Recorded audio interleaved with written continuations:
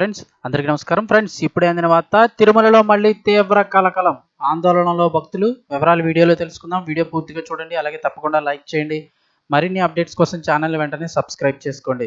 ప్రభుత్వం నుంచి వచ్చే ముఖ్యమైన అప్డేట్స్ కోసం ఛానల్ని సబ్స్క్రైబ్ చేసుకొని ఫాలో అవుతుండండి. అలాగే వీడియోని ఒక లైక్ చేస్తే మరింత మందికి సమాచారం చేరుతుంది. ఇంక వివరాల్లోకి వెళ్ళిపోదాము. తిరుమల వెళ్ళిన భక్తులకు మళ్ళీ చిరుత కలకలం, భయాందోళనలో భక్తులు. వివరాలు చూస్తే, తిరుమలలో భక్తులను చిరుత హడలెత్తించింది. రెండో ఘాట్ రోడ్లో వెళ్తున్న భక్తులకు చిరుతపులి కనిపించింది.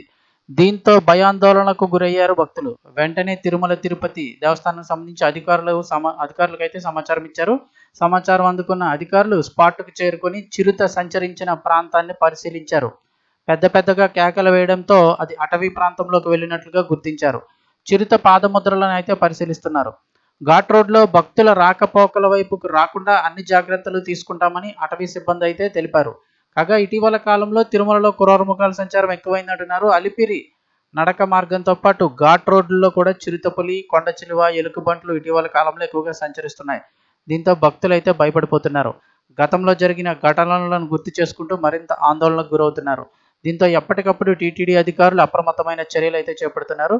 అయితే ప్రస్తుతం చిరుత కనబడిన ఏరియా చూసినట్టయితే తిరుపతి సంబంధించి రెండో ఘాట్ రోడ్లో వెళుతున్న భక్తులకు అయితే కనుక చిరుతపులి కనిపించిందని చెప్పారు.